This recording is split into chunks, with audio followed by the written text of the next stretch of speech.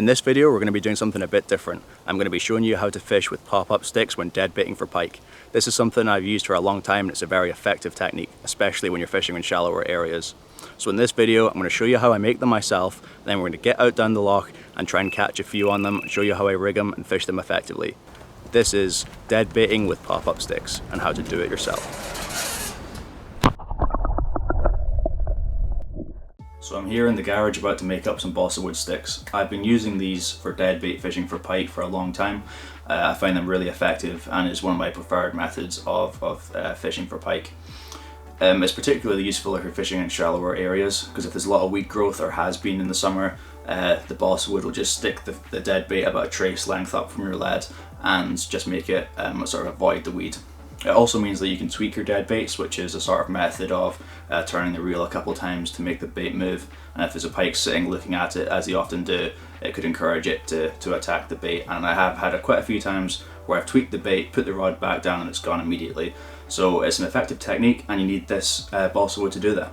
So I started making my own when I bought some from a shop, and they didn't float. I think maybe there was an issue with the batch number. It was from a reputable pike brand, but yeah, it was a kind of waste of money and they weren't cheap. So I started making them myself. It's cheaper, you can make them the exact size you want, and it's a bit of fun and it's dead easy. So I'll show you how I do it. So the first thing is some balsa wood. So I'll put a link in the description for each of these. I doubt the same listings are available though, as I bought this years ago and I've still got about half of it left. So it's just measures of balsa wood, and you can buy it in whatever sort of rough dimensions that suit yourself, and you can shape it down. The next thing you're going to need is eyelets. So this is to attach your line to. So I've got this pack here, I think it's like 300, yeah, 300, and I bought them for, I think it was £6, so they're dead cheap. And that just gives you something to attach your line to when you're pushing it into the fish. The other thing you're going to need is some super glue, any kind of glue, just to put it on the thread of the eyelets when you're putting it into the wood, just to make sure that doesn't break off, because the balsa wood, since it's so airy and light, it does have a tendency to kind of rip out a lot easier than it would with other kinds of wood. So for shaping your balsa wood, some sort of knife just to kind of shave it down a bit, or there's probably other tools out there that might be more effective with that, but a knife will do. And then also a bit of sandpaper just to kind of make that smooth. Again, not essential, but it's nice to have. So those are another two things you need. And the last thing is some sort of clear coat. So I've just got a spray tin here of a clear coat. You can also get ones that are more of a liquid that you dip them into, giving you like an instant thicker coat, which is probably better than the spray, to be honest. But any sort of clear coat works, and it helps just to stop the water getting into the wood and rotting it over time, which does happen pretty much inevitably, but it definitely extends the lifespan of them. So that's pretty much everything you need. So we'll jump in and start making some. So here we've got some herring, jack, and some brook trout. I don't use these baits that often, but they're about the same size as baits that I use quite frequently. So we'll use them as a guide. For your balsa wood stick, you're going to want it to stay just shy of the entrance to the mouth, probably till about here, just where the fish starts to thin up. So that's going to be your rough length. So we're probably going to go for about here. So I've got my mark in here. I didn't list a saw on the list of things that you need, because you don't necessarily need it. Some good pliers are actually great. You can just snip straight through this. A knife even can cut through this, no bother, unlike most woods. But if you have a saw, you can use that and lop it to size. It doesn't take much.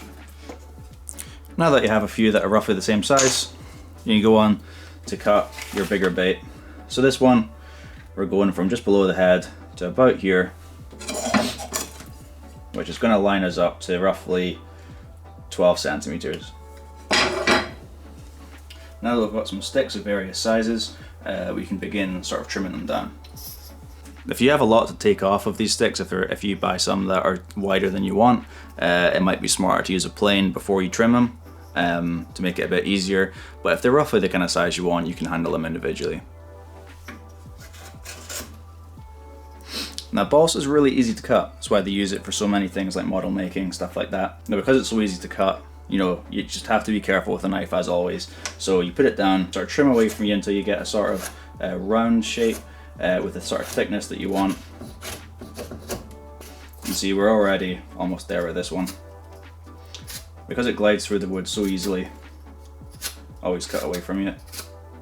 Well, after a wee while, you should have a fair size of a pile of shavings and a bunch of balsa wood sticks. And a bunch of balsa wood sticks that are roughly the right kind of shape and size that you're after. You should get a bit of a rhythm down and be able to just do a few slices to get the right shape, which it doesn't take as long as you'd think once you get the hang of it.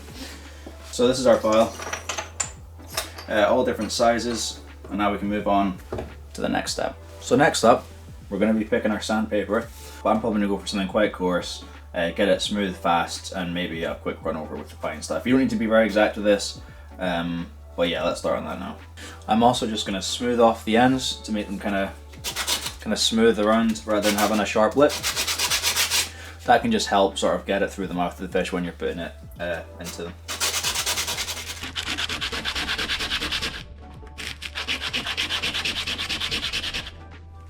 So I've got my balsa wood sticks that have been filed down and we're about to fit the eyes. So I've got 2 packs of eyes here. I've got some that are 20mm and some that are 10 by 15 I believe, but they're far smaller. One thing to point before we fit these, if you have any balsa wood sticks that are slightly thinner on one end than they are on the other, depending on how you rig your balsa wood, I'll show you how to do that later on in the video, you're probably going to want the eye, I'll put it on the thin end as I'll be pulling the line through the fish, but if you're just pushing it in from its mouth with the line coming out the top, I'd put it on the thicker end. So that's something to bear in mind for this next step, but let's get that bit done just now. So the eyelet screws screw in dead easy to the wood, and you're probably going to want them to be fairly flush like that. But because the wood's so sort of airy and light, I'll also put in a touch of glue onto the thread. And I'm just going to screw that in fairly tight down there. And that's all you need to do. Okay, we've now glued the eyes into the balsa wood, so we're ready for the next step. This is the last step, and there's a couple sort of tips and tricks to get this done slightly easier. So since I'm using a spray clear coat, I've got this box here that I can use to try and string them up on the inside on the roof, on the top of the box, and spray them into here, catching kind of most of the glue, and then I can turn them and spray the other side. And I'll just give it a few coats till I feel like there's a decent build up of clear coat on each one. So we'll get these rigged up just now.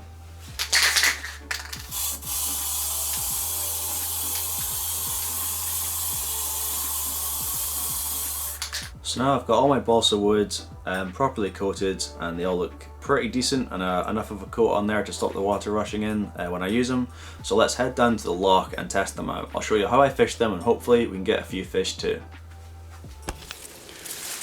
So we're down at the loch now. It's a nice day, very sunny, so hopefully that'll warm the water up a bit and get the fish moving. So we're going to be fishing with our pop-up sticks. So I'll show you there's 2 ways that you can rig these. So I'm using a simple running ledger rig to a bead, and then our trace, nothing more advanced than that, and we're using roach for bait today. So if we're using the pop-up sticks, the sort of first thing you're going to need is a spool of nylon. So you cut a length of that and tie a surgeon's loop in one end. You can then get a baiting needle, which you can easily pick up from any fishing shop, pull the line into that and thread it through the fish from tail and then up through the mouth. You can then detach the loop of nylon from the baiting needle and thread it through the balsa wood stick and then pull it back in so the wood sits tucked inside the fish, which will pop it up and it's fully invisible to the pike. You can then get the nylon and tie that around your trace, kind of like you would with a dropper if you were fly fishing, and this just keeps it attached, and if your hooks come out when you're casting, your bait will still be attached. You can wind it in and put the hooks back in. The other way you can do it is just by getting the same bit of nylon as we started with the last technique, and then you put that loop straight onto the balsa wood stick and push it down into the mouth rather than threading it through. So you don't need a baiting needle for that one. I prefer the baiting needle technique, but both work. Yeah, so let's get these cast out now, and hopefully we can get a fish and show you that the balsa wood is a good way of fishing the deadbaits.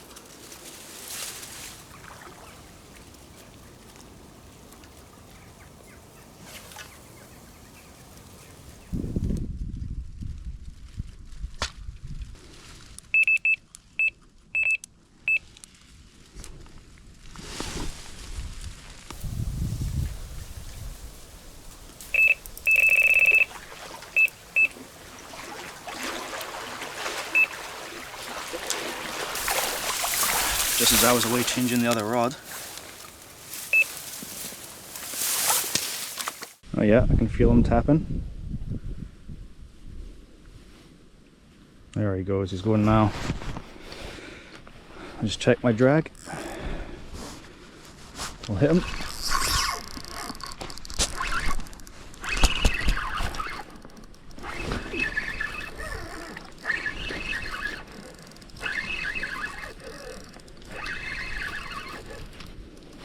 He's just kind of coming in now.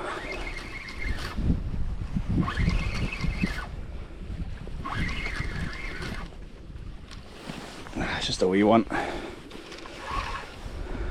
That's okay. You can see he's got the full bait in his mouth. Go and get him unhooked.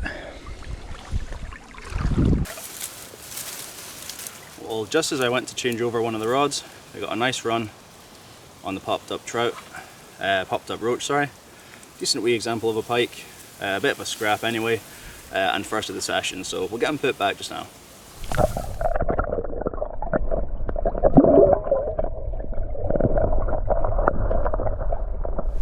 So that's a welcome start to the session.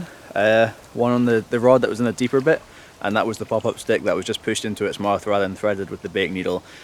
It doesn't make much difference in terms of bait presentation, it's just easier to rig it that way, but the other way stops your bait coming off as much. So yes, we've got another hour or so. That's just that rod settling as I've cast them back out. So hopefully we can get another run, we'll see. It's been fairly slow because normally this place you get a good few runs. So yeah, we'll put the camera back down and hopefully get another fish.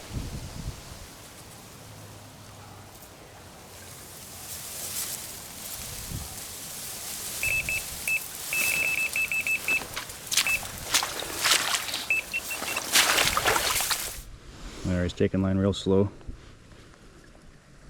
Alright, he's going now. So I'll hit it. There we go. Feels like another jack.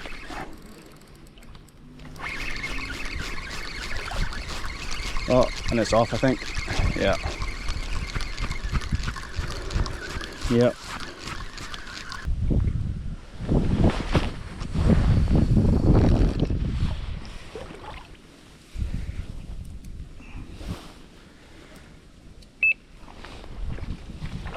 Well, that's the second bite in rapid succession from the same spot, so it's clearly about bite time just now. So I've recast that rod and hopefully it goes again. I think it should. Normally that means we're kind of on. Pike fishing can be quite on and off, hot and cold. So see if we can get another run.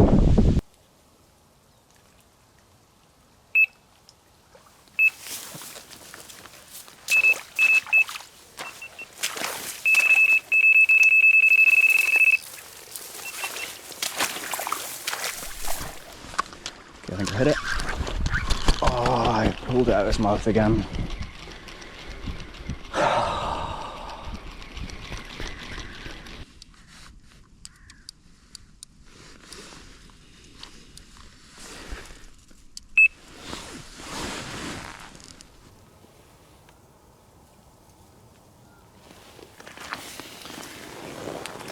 I've seen a tiny bit of movement, oh yep, on the rod on the left. So I think that is just a really subtle bite.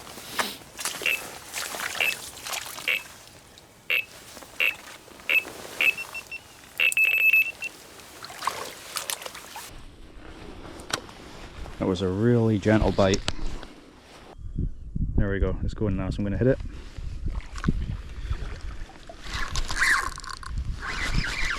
Yep.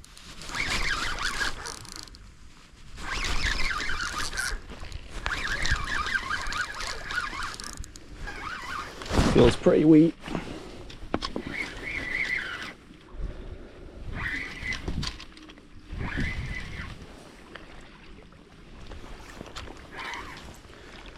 Yeah, just a wee jack.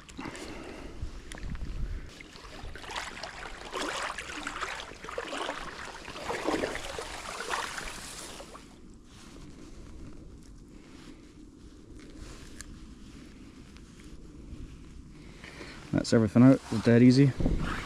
I didn't put them in the net because it would be more stress for the fish, so it comes out as easy as that and put them straight back.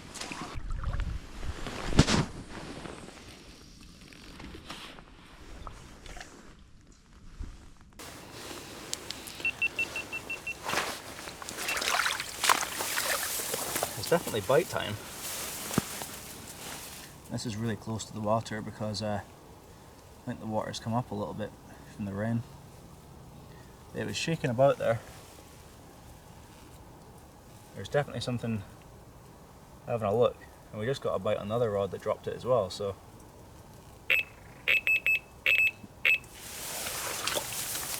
That was a big slack line.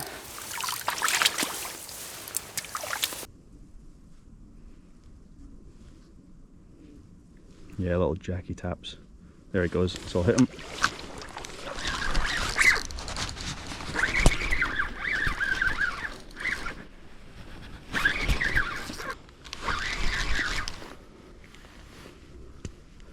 Yeah, the wee one. It's absolutely covered in weed that feels bigger than it is. And he's just hooked as well. No base pleased, is it? No. I'll just put him straight back, but yeah, I had a 25-pound fish the other week and that was alright. That's the ones that you think make you eat. Oh yeah, yeah. You could fit your whole arm in its mouth, it was crazy. Well, it's getting a bit darker now, and I think we're just going to call it there, pull these rods in and head back to the house. But to be honest, it's been a pretty decent session. Had a few runs. It's always nice to hear the alarms go, even though the fish are a bit on the small side.